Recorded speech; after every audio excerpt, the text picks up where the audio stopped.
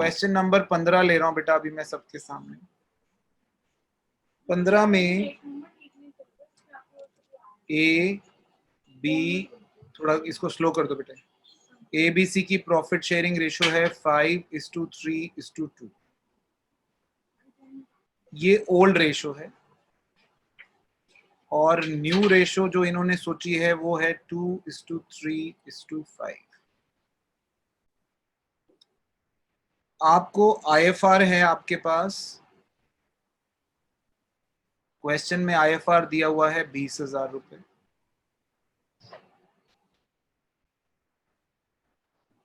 Investment book value है आपकी, investment की बुक वैल्यू है 1,00,000 रुपए और मार्केट वैल्यू जो अब घटकर हो गई है 95,000। हमें लॉस हो गया बेटा अगर मैं इन्वेस्टमेंट की बात करूं, इन्वेस्टमेंट हमने रिकॉर्ड करी है बुक वैल्यू बेटा, हमारी बुक की वैल्यू हमने रिकॉर्ड करा है 1,00,000 पर, जबकि मार्केट में वो 95 की हो गई है, तो हमें 5,000 का लॉस हो गया बेटा। इन्वेस्टमेंट में लॉस कितने का हो गया? 5,000 का। हम एंट्री क्या करेंगे?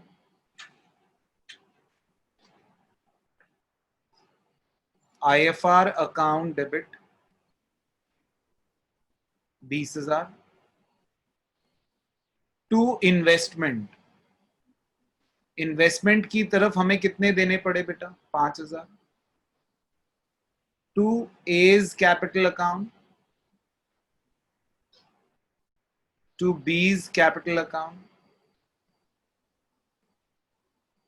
To C's capital account. अब बाकी के जो 15,000 रुपए बच गए हैं बेटा, टोटल 20 थे, उसमें से 5 का लॉस बियर कर लिया, जो 15 बचे हैं वो ओल्ड रेशो 5:3:2 में बांटने हैं। ठीक है, तो 7,500, 4,500 और 3,000। Is that okay? ये एक जर्नल एंट्री से हमारा क्वेश्चन सॉल्व हो जाए। तो इसको न्यू रेशियो में क्यों नहीं बांटेंगे?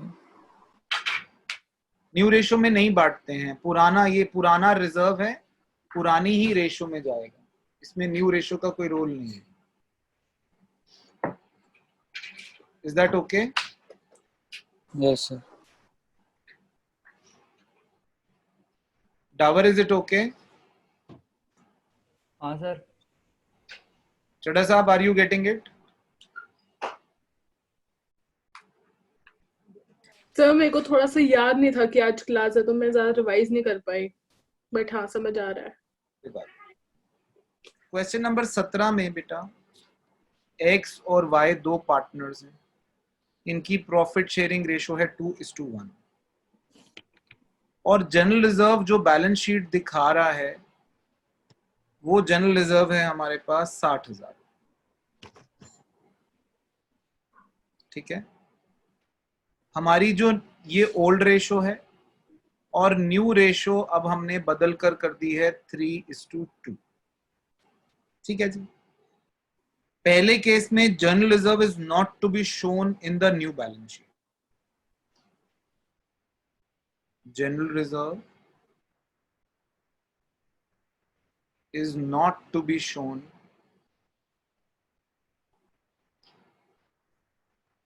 in new balance sheet, यानी कि आपको जनरल रिजर्व डिस्ट्रीब्यूट करना है बेटा। जनरल रिजर्व दोबारा कब अपीयर नहीं करेगा? जब आप उसको डिस्ट्रीब्यूट कर दोगे, है ना? तो आप एक एंट्री करोगे सिर्फ, वो जनरल एंट्री होगी general reserve account debit 60,000 to X capital to Y's capital. 60,000 को बांटना है 2:1 में, 40,000 और 20,000 old ratio. Transaction case number 2,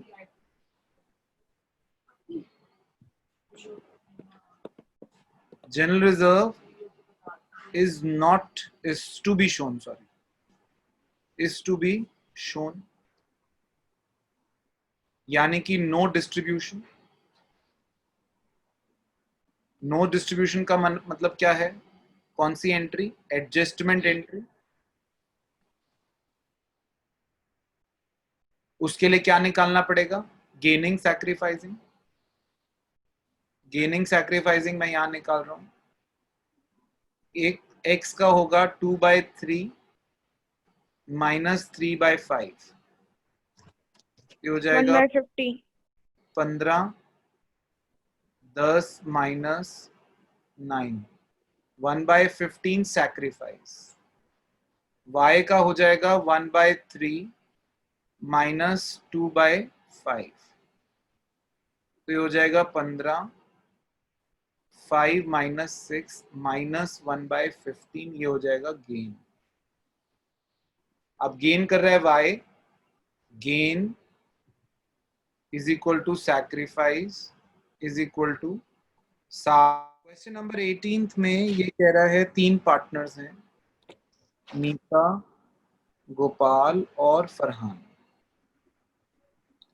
Nita, Gopal और फरहान की प्रॉफिट शेयरिंग रेशो है 3:2:1।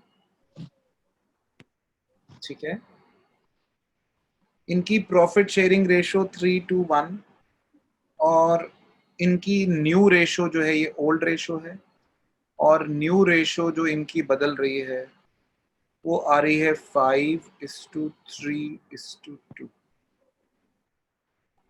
अब इस वक्त पे आपके पास deferred revenue expenditure, deferred revenue expenditure है आपके पास टोटल 30,000। कंटिंजेंसी रिजर्व है आपके पास 9,000 और गुडविल ऑफ द फर्म है 4,80,000।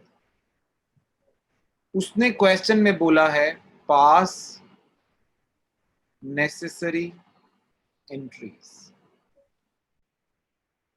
और कुछ नहीं बोला उसने।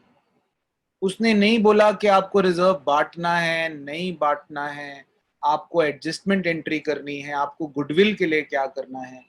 He has not told us anything. Kanika, Priyasha, तो आप कंटीजेंसी रिजर्व कौन सा होता है?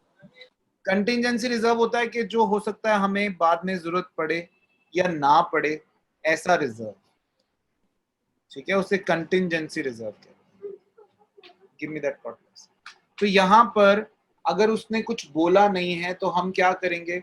हम, हाँ बेटा, तो यहां पर हमारे पास उसने नहीं बोला कि डेफर्ड रेवेन्यू एक्सपेंडिचर को बांटना या नहीं बांटना, कंटिंजेंसी रिजर्व को बांटना है नहीं बांटना, गुडविल को क्या करना है। तो यहां पर हम फिर बादशाह हैं, हम जो करना चाहेंगे वो करेंगे, हाँ या नहीं? तो हम क्या करते हैं, पहली entry deferred revenue expenditure loss है, M's capital account debit, G's capital account debit,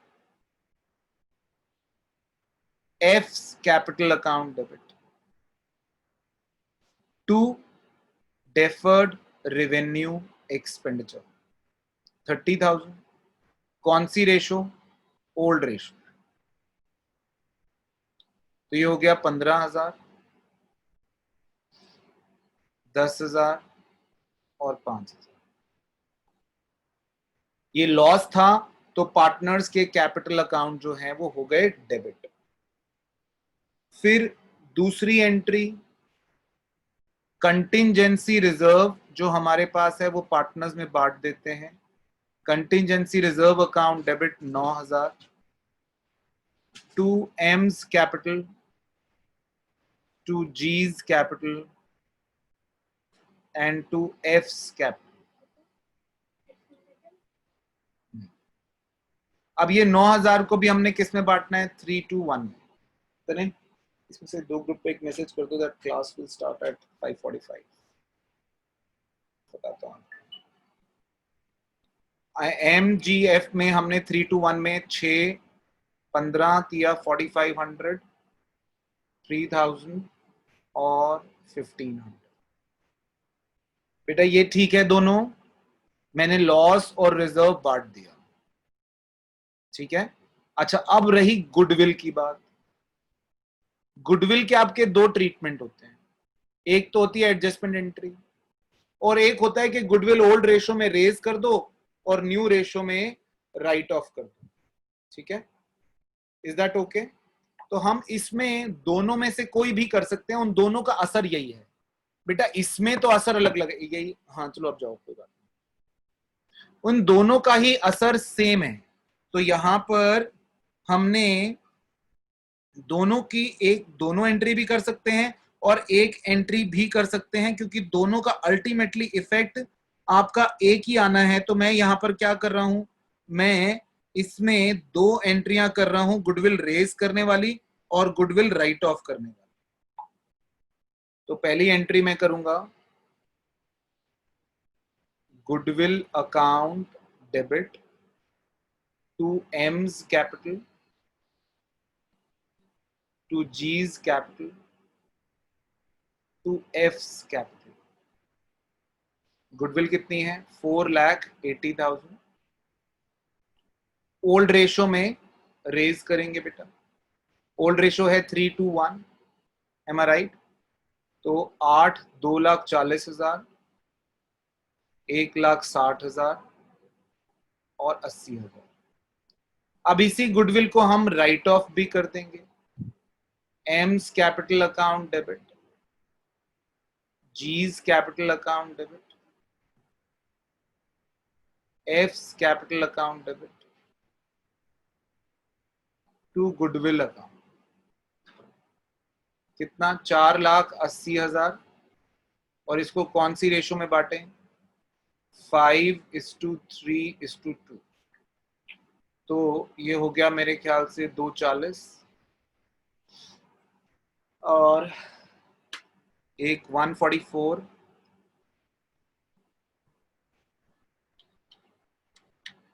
96।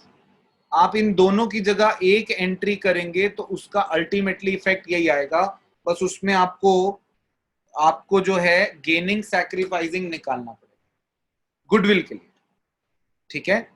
ये दोनों तो हमने ठीक ही करी है बेटा, डेफर्ड रेवेन्यू एक्सपेंडिचर और कंटिंजेंसी रिजर्व तो सही करी है, मगर ये वाली जो एंट्रियां हैं गुडविल वाली, ये आप दोनों की जगह एक भी कर सकते हो, you have choice, no problem at all. गलत दोनों में से कोई भी नहीं। अब आगे हम बेटा क्वेश्चन नंबर 19। हमारे पास दो पार्टनर्स हैं, एक भव्या और एक साक्षी। इनकी प्रॉफिट शेयरिंग रेशो है 3:2। ये प्रॉफिट शेयरिंग रेशो कौन सी है? ओल्ड रेशो है। और न्यू रेशो इन्होंने डिसाइड करी है 1:1।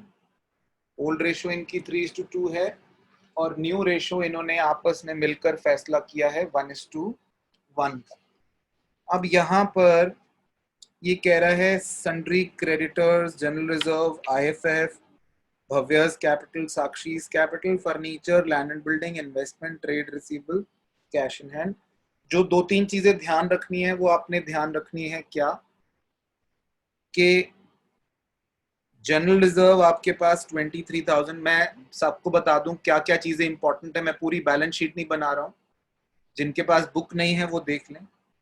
जनरल रिजर्व आपके पास 23,400 दिया हुआ है। IFF यानी कि इन्वेस्टमेंट फ्लक्चुएशन फंड, ये दिया हुआ है 20,000। IFF और IFR में कोई फर्क नहीं है, they are one and the same thing. Investment आपको क्वेश्चन में दी हुई है 30,000। फिर कैपिटल भी दिया दोनों की, but I am not really interested right now in the capital accounts, क्योंकि मुझे कैपिटल अकाउंट्स उसने बोला नहीं है बनाने को। तो अब वो क्या चाह रहे हैं, अब उन्होंने हमें तीन चीजें और इंफॉर्मेशन दी है। पहली इंफॉर्मेशन दी है इन्वेस्टमेंट्स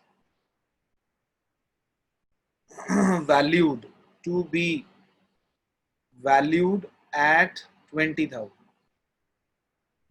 बेटा इन्वेस्टमेंट हमारी बुक्स में लिखी हुई है 30, इन्वेस्टमेंट कितनी लिखी हुई है 30, और अब वो 20,000 की होने जा रही है, तो हमें 10,000 का जो लॉस है वो लॉस हम कहां से निकाल लेंगे, IFF से विड्रॉ कर लेंगे, और बाकी 10,000 जो बचेंगे वो पार्टनर्स में बांट देंगे। सेकेंड जो इन्होंने बोला है, goodwill is valued at 24,000, goodwill valued at 24,000।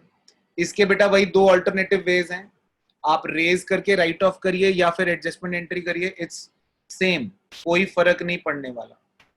Third उसने बोला है general reserve not to be distributed, general reserve not to be distributed.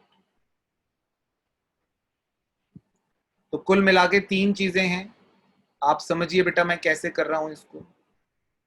इस शीट को मैं पहले थोड़ा हिस्सों में बांट दूं, 2 हिस्सों में बांट देता हूं। Now I am doing the answer in front of you. पहला पार्ट, बेटा इन्वेस्टमेंट 20,000 की है, हमें इन्वेस्टमेंट कितना लॉस हो गया, 20,000 का लॉस हो गया इन्वेस्टमेंट में। हाँ, तो हमारे पास सॉरी 10,000 का लॉस, 10,000 का लॉस सर। हाँ जी 10,000 का लॉस हो गया, तो हमने कहा IFF अकाउंट डेबिट 30,000, IFF में सॉरी 20,000, IFF में कितने पैसे हैं बेटा 20, टू इन्वेस्टमेंट, इन्वेस्टमेंट को कितने दे देने चाहिए हमें 10,000 रुपए, टू भव्यास कैपिटल, टू साक्षीज कैपिटल। बेटा जो बाकी 10,000 बचे हैं उनको किस में बांट दूं मैं, 3:2 में, तो 6,000 इसको और 4,000 इसको दे, एम आई राइट, 6,000 भव्या को और 4,000 साक्षी को मैंने दे दिया।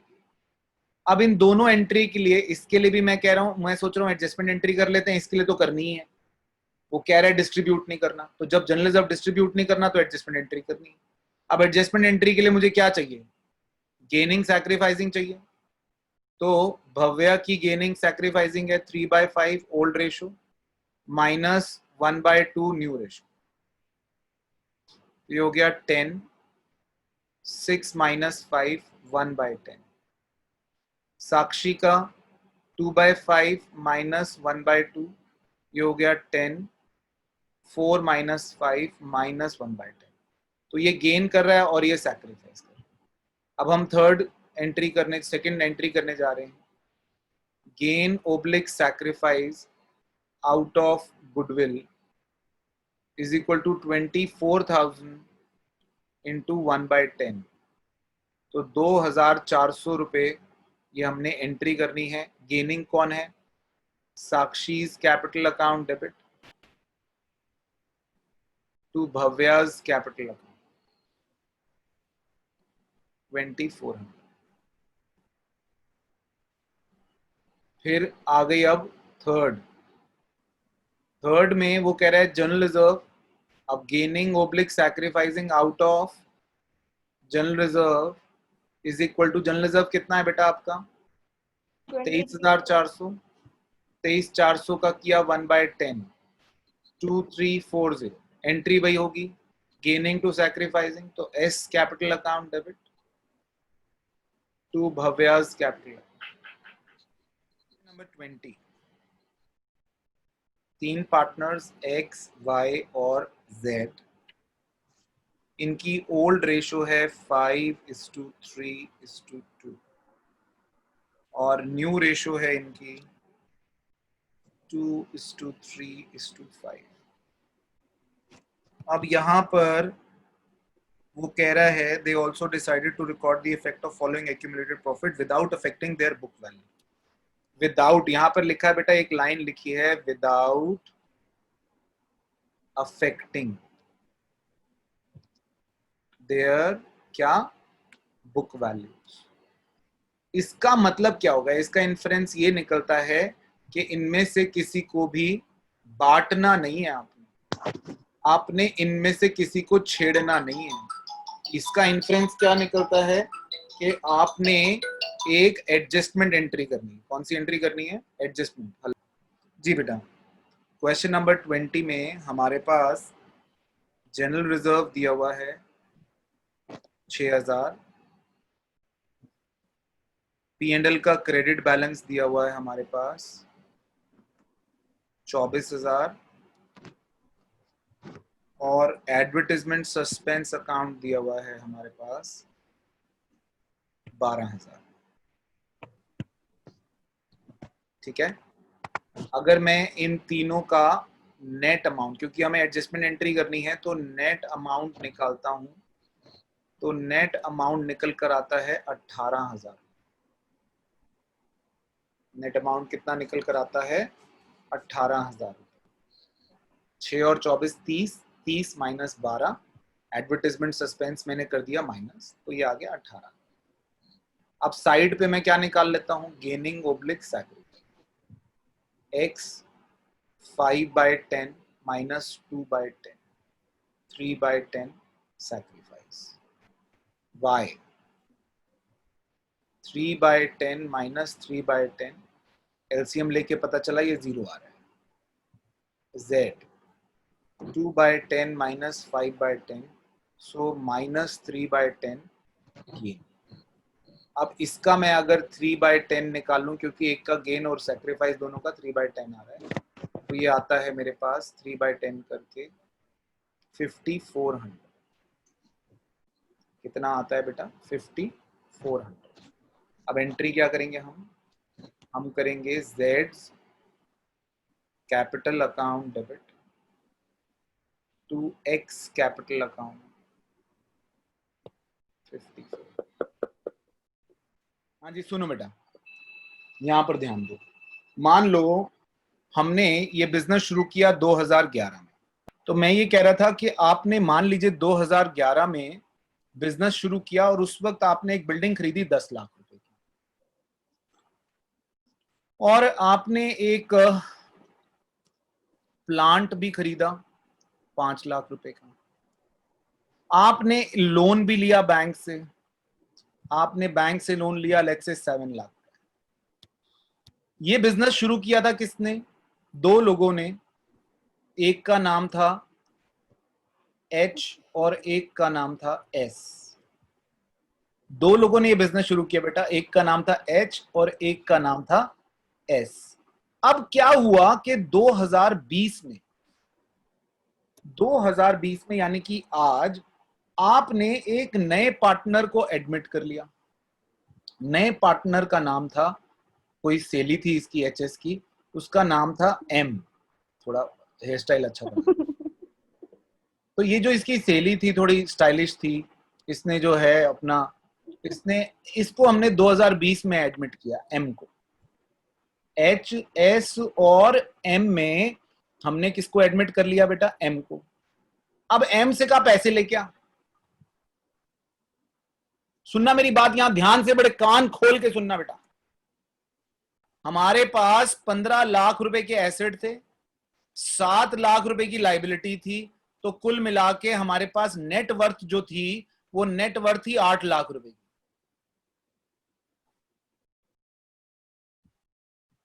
ठीक है, एक काम करते हैं, लाइबिलिटी करते हैं 6 लाख, क्या हो जाएगा? 9 लाख रुपए। कितने हो गए? 9 लाख रुपए। एम बड़ी चालाक थी, एम ने कहा 9 लाख रुपए तुम्हारे टोटल लगे हुए हैं, ऐसा करते हैं तीनों इक्वल शेयर हो जाएंगे, H S और M, मैं 3 लाख रुपए ले आती हूं। आप मेरी बात समझना बेटा, जरा ध्यान से सुनना। अभी यहां पर कहानी खत्म नहीं हुई। बिजनेस शुरू किया था किसने? H ने और S ने। कब शुरू किया था? 2011 में। कितने के एसेट्स लगाए? 10 लाख की बिल्डिंग, 5 लाख का प्लांट और 6 लाख का लोन, तो 9 लाख रुपए नेट निकलते थे। 9 लाख में से M ने कहा कि भाई ऐसा करते हैं तीनों इक्वल हिस्सेदार, 3 लाख मैं भी ले आती हूं, पार्टनर बन जाएंगे। H और S ने पहले तो कर दी हाँ, यस। लड़कियों के सामने कौन बोले? पहले तो हाँ कर दी। घर गए तो सिर पे खारिश करते हुए सोच रहे हैं यार ये कुछ गड़बड़ हो गई है। गड़बड़ कैसे हो गई भैया? ये जो एसेट और लाइबिलिटी थी, ये एसेट लाइबिलिटी 2011 की पिक्चर है। हम उसको कब एडमिट कर रहे हैं? 2020 में। हमने उसको कहा रुक जा बहन, 2020 में तू एडमिट हो रही है, 2020 में जरा 2 मिनट रुक के पहले इनकी वैल्यू दोबारा निकाल लेते हैं, तब तुझे बताएंगे तेरे को कितना लाना और कितना नहीं लाना। बात समझे कि नहीं समझे? हम पहले ये फाइंड आउट कर लें कि हमने जो एसेट लायबिलिटी लगाई थी आज से करीबन 10 साल पहले, उनकी आज क्या वैल्यू है। तो जब भी हम रिकॉन्स्टिट्यूट करते हैं पार्टनरशिप को, पार्टनरशिप रिकॉन्स्टिट्यूट होती है कि नया पार्टनर एडमिट हो गया, पुराना रिटायर हो गया। जब भी कुछ ऐसा होता है, कोई नया पार्टनर एडमिट हो जाए या पुराना रिटायर हो जाए, तो ऐसे केस में हम जो है, या प्रॉफिट शेयरिंग रेशियो ही चेंज हो जाए, तो हम अपने एसेट्स और लायबिलिटीज को उस डेट पर रीवैल्यू करते हैं, ये जानने के लिए कि हमारे आज की डेट में एसेट्स लायबिलिटीज की क्या कंडीशन है। उसके लिए हम एक अकाउंट बनाते हैं जिसको कहते हैं revaluation account for assets and liabilities. Are you getting my point? Revaluation account for assets and liabilities. Yes, आपको sir. समझ में आ रहा है कि मैं रीवैल्यू क्यों करने जा रहा हूं एसेट्स और लायबिलिटीज को? Yes, sir. क्योंकि मेरे एसेट्स लायबिलिटीज की वैल्यू में काफी बदलाव आ चुका होगा, और उस बदलाव को मुझे जानना जरूरी है इससे पहले कि मैं पार्टनरशिप को रिकॉन्स्टिट्यूट करूं। रिकॉन्स्टिट्यूट बेटा, पार्टनरशिप रिकॉन्स्टिट्यूट जो होती है वो कई केसेस में हो सकती है। कब? अगर कोई नया पार्टनर एडमिट हो जाए,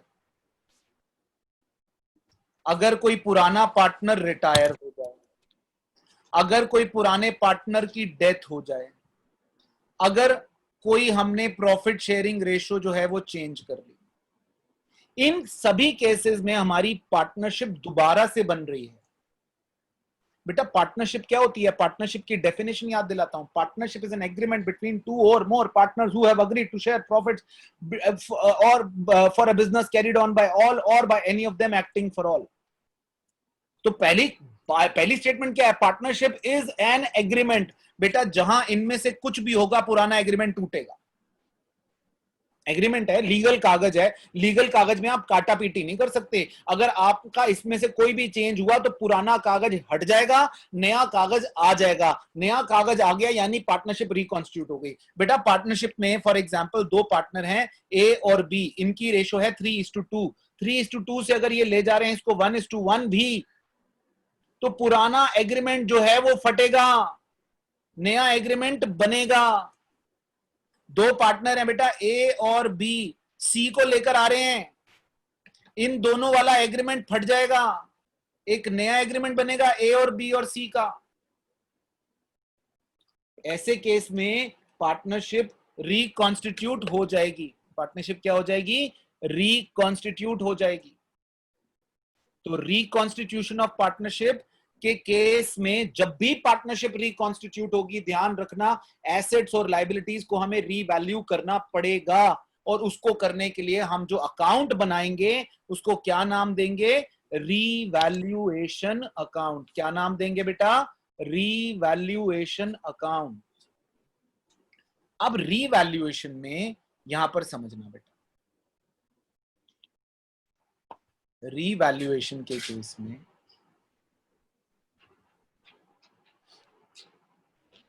प्रॉफिट कब होगा हमें और लॉस कब होगा। अगर 2011 के मुकाबले 2020 में हमारा एसेट बढ़ गया तो प्रॉफिट होगा, और एसेट घट गया तो लॉस होगा। कोई लायबिलिटी घट गई, प्रॉफिट होगा। लायबिलिटी बढ़ गई, लॉस होगा। हाँ या नहीं? क्यों बेटा? हम रीवैल्यू जब कर रहे हैं, हम अपने एसेट्स को दोबारा से वैल्यू निकाल कर देख रहे हैं, उस वक्त प्रॉफिट और लॉस कैसे पता चलेगा? अगर कोई एसेट बढ़ गया तो प्रॉफिट, एसेट घट गया तो लॉस। लायबिलिटी का उल्टा, लायबिलिटी घट गई तो प्रॉफिट, लायबिलिटी बढ़ गई तो लॉस। और अगर कोई अनरिकॉर्डेड एसेट निकल कर आ गया, अनरिकॉर्डेड एसेट कोई फाउंड हो गया, फॉर एग्जाम्पल नया पार्टनर एडमिट कर रहे थे, उस वक्त कहीं पुरानी हमने कहीं कोई स्टोर छाना तो पता चला यार 2 लैपटॉप निकल आए हैं जो बुक्स में रिकॉर्डेड नहीं थे। बुक्स में रिकॉर्ड कैसे नहीं थे? वो डेप्रीशिएट होते होते 0 हो गए थे, लेकिन लैपटॉप थे। बेटा बुक्स में डेप्रीसिएशन एसेट को 0 करती है, बुक्स में एक्चुअल एग्जिस्टेंस में 0 नहीं हो जाता वो। अब वो एक अनरिकॉर्डेड एसेट निकल कर आ गया तो ये फायदा हो गया। और कोई अनरिकॉर्डेड लायबिलिटी निकल कर आ जाए, कोई पुराना हमारा झगड़ा था किसी से, वो केस चल रहा था, वो केस हम हार गए, अभी तक तो रिकॉर्ड नहीं किया था हमने उसको। क्यों नहीं रिकॉर्ड किया था? क्योंकि अभी तो केस चल रहा था, अभी तो नाव मझधार में, क्या जाने क्या होए, तो अभी तो पता ही नहीं था। तो वो एक लायबिलिटी हमारे सिर पर खड़ी हो गई है। So that unrecorded liability is also a kind of loss. तो अगर मुझे रीवैल्यूएशन अकाउंट बनाना होगा, if I have to make a revaluation account, जरा इस पे नजर मारें, हमारा रीवैल्यूएशन अकाउंट नजर कैसा आएगा। हमारा revaluation account would look like this.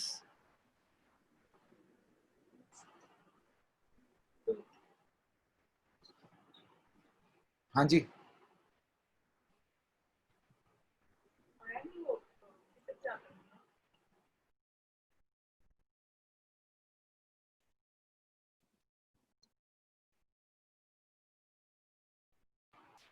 अब यहां पे मैंने बनाया बेटा, इसका नाम दिया रीवैल्यूएशन अकाउंट। ये बेटा एज यूजुअल ये डेबिट साइड और ये credit side. Debit all the losses, credit all the gains. Suhani, debit all the losses, credit all the gains. तो ये जितने हमने प्रॉफिट नोट करे हैं वो यहां आएंगे क्रेडिट साइड पर, और जितने आपने लॉस नोट करे हैं वो यहां आएंगे बेटा। ठीक है, जैसे यहां पर मैं लिखूंगा to decrease in value of asset, यहां पर लिखूंगा to increase in value of liability, to unrecorded liability by increase in asset. कोई एसेट बढ़ गया तो यहां by decrease in liability by unrecorded asset. अब बेटा वही पुश्तैनी रूल है, अगर आपकी क्रेडिट साइड बड़ी आई तो यहां पर होगा profit. If the credit side is bigger, what we will get is profit. तो यहां पे लिखेंगे to profit transferred to capital accounts. कौन से पार्टनर्स? ओल्ड पार्टनर्स, क्योंकि ये पुराना प्रॉफिट लॉस है इनका, ये 2011 से 2020 तक का असर है। ये 2011 से 2020 तक का असर एच और एस को मिलेगा, एम को नहीं मिलेगा। समझ रहे हैं मेरी बात? 2011 से 2020 का जो बदलाव है, उस बदलाव का प्रॉफिट हो या लॉस हो, उसका हकदार कौन है? केवल और केवल एच और एस। एम का कोई हक नहीं है। और एच और एस का है तो कौन सी रेशो में जाएगा? Old ratio. और अगर लॉस हुआ तो डेबिट साइड बड़ी हुई तो by loss transferred to capital accounts. कौन से पार्टनर्स? Old partners. कौन सी रेशो? Old ratio. इसी की अगर मुझे जर्नल एंट्रीज करनी हो तो मैं जर्नल एंट्रीज कैसे करूंगा? मैं जर्नल एंट्रीज करना सिखा रहा हूं। अगर मुझे रीवैल्यूएशन अकाउंट बनाने की बजाय वो मुझसे जर्नल एंट्री पूछे, तो मैं ये डेबिट और क्रेडिट वाली जर्नल एंट्रीज कैसे करूंगा? सुनना, मान लो मुझे इस साइड की जर्नल एंट्री करनी, अरे ये क्या कर दिया, मान लो मुझे इस साइड की जर्नल एंट्री करनी है, इस साइड। मैं जर्नल एंट्री क्या करूंगा बेटा? revaluation account debit to increase in asset, to decrease in liability, to unrecorded liability. इस साइड की जर्नल एंट्री क्या करूंगा? Increase in asset account debit, decrease in liability account debit, unrecorded asset account debit to what? Revaluation. Am I right? First entry में सिर्फ science गलत लगा दिया आपने, डिक्रीज इन एसिड होगा ना साइड वाली में, साइंस उल्टे लगा दिया आपने। सीधे कर लो यार, ऐसे गुस्सा यहाँ पे नीचे होना चाहिए ना दोस्तों। मंच, गुस्सा मत हो यार, सीधा कर ले इसको, नाराज ही हो गया। अब ठीक है मंच? Perfect sir.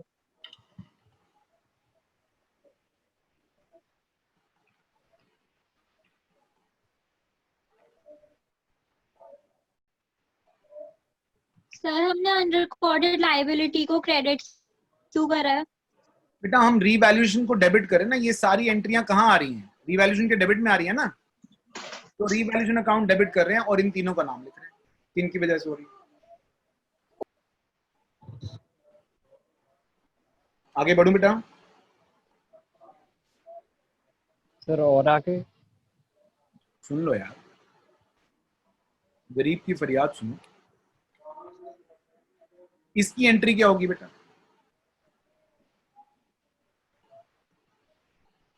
Revaluation account debit to partners capital account. इसकी एंट्री क्या होगी?